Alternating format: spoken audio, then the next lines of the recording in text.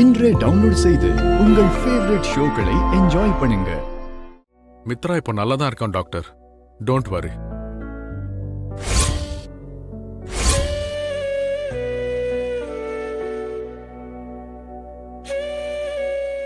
Okay, வீட்டுக்கு வந்தாச்சு. சரி, நான் வச்சிடுறேன். என்ன பெரியப்பா, எப்பவும் ஃபோன்லயே பிஸியா இருக்கீங்க? தெரிஞ்சவங்க அப்புறம் வெல் விஷர்ஸ் மித்ரா எப்படி இருக்கான்னு ஃபோன் மேல ஃபோன் பண்ணிக்கிட்டு இருக்காங்க. அவங்க கிட்ட பேசிதானே ஆகணும். பெரியப்பா, நீங்க அதிகமா ஃபோன் பேசுறது கூட நல்லதுக்கு இல்லதான். ஃபோன்லயே முழுகினதுனால டேப்லெட் போட்டுக்கிறது கூட மறந்துட்டீங்க. இது மட்டும் பெரியம்மாக்கு தெரிஞ்சதுன்னு வச்சுக்கோங்க, ஃபெயில் பண்ணி ஃபயர் பண்ணிடுவாங்க.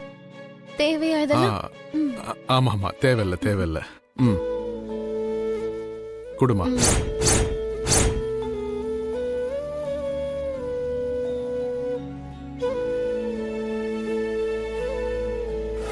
Good, no problem. 2 நாள் அசையாம ரெஸ்ட் எடுத்தா சரியாயிடும். அமிர்தவள்ளி மேடம், இப்போ உங்க ஹெல்த் எப்படி இருக்கு? Always all right. எனக்கு ஏதாவது ஒண்ணுன்னா என் மருமக என்னை விட்டுடுவாளா? பாருங்க, நான் நல்லாவே இருக்கேன். மித்ரா, அப்ப நான் கிளம்புறேன். Okay doctor.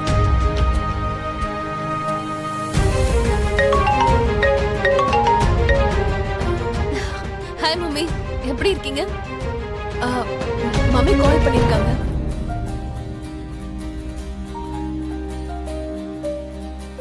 சரி சரி, மித்ரா கொஞ்ச நேரம் ரெஸ்ட் எடுத்துக்கிட்டோம். நாம எல்லாரும் கிளம்பலாம் வாங்க.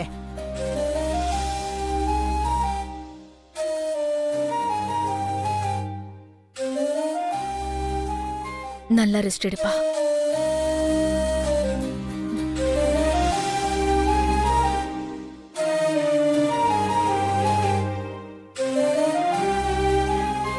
கொஞ்ச நேரம் இங்கே இருங்க மாம், உங்க மடியில படுக்கணும் போல இருக்கு.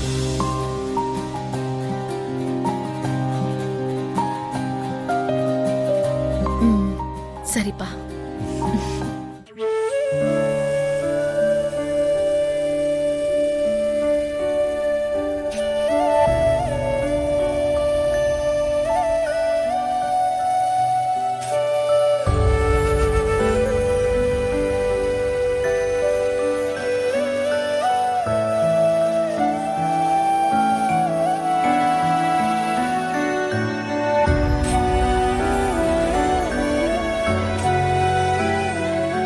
ஒரு நிமிஷம் அத்தை, நான் இப்ப வந்துடுறேன்.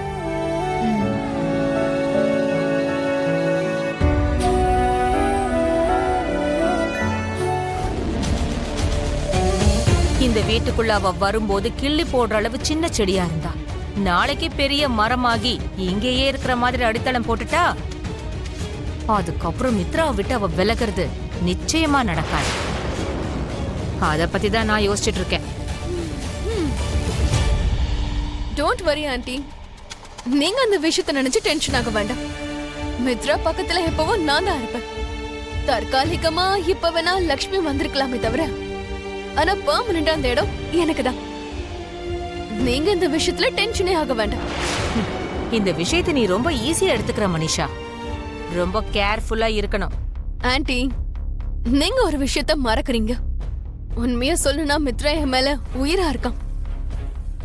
என்ன விட்டு கொடுக்க மாட்டான். அரவிந்தா ஆண்டிக்கும் என்ன ரொம்பவே பிடிக்கும்.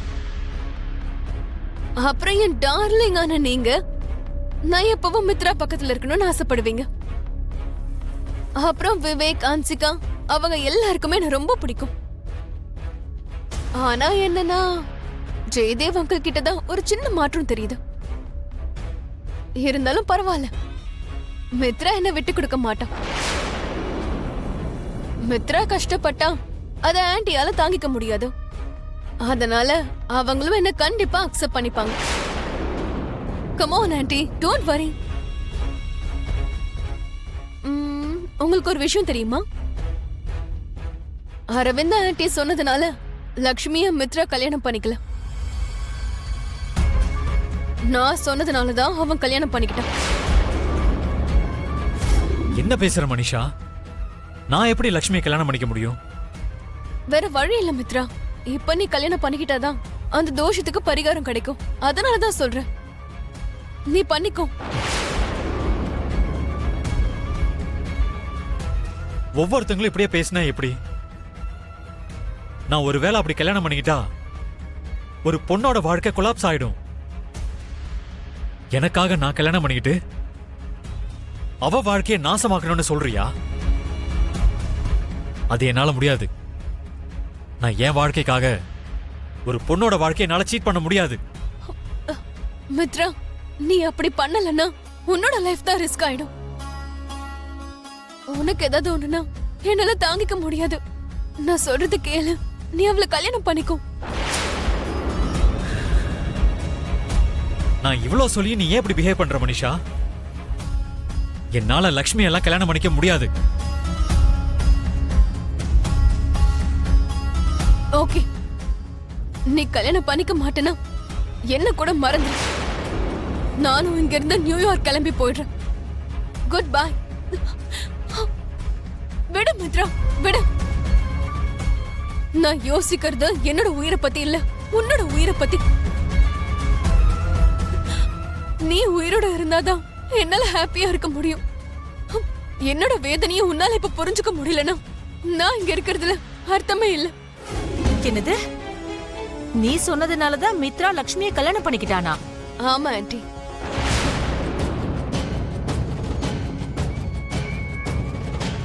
என் மேல இருக்க லவ்வால தான் அந்த கல்யாணத்தை பண்ணிக்கிட்டானே தவிர வேற எதுவும் இல்ல.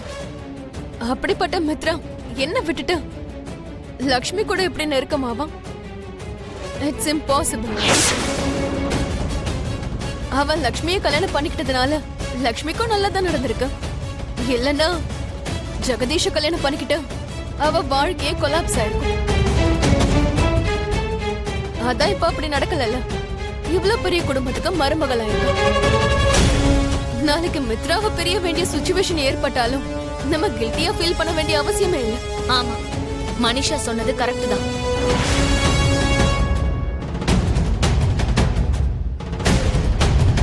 டாடி கிட்ட மம்மி பேசும்போது அது எல்லாத்தையும் நான் கேட்டேன்.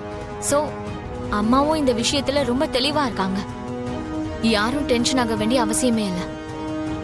என்ன நடந்தாலும் உங்க 2 பேரோட ஒற்றுமை தான் எனக்கு தேவை.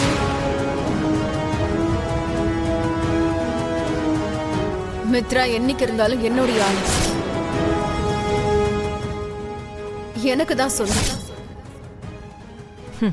ஒருவேளை நீ வேணா அப்படி நினைக்கலாம். கல்யாணத்துக்கு அப்புறம் மித்ரா கிட்ட ஒரு பெரிய சேஞ்ச் தெரியுது. அத மறந்துடாத. It's impossible. நீங்க டென்ஷன் ஆக வேண்டாம்.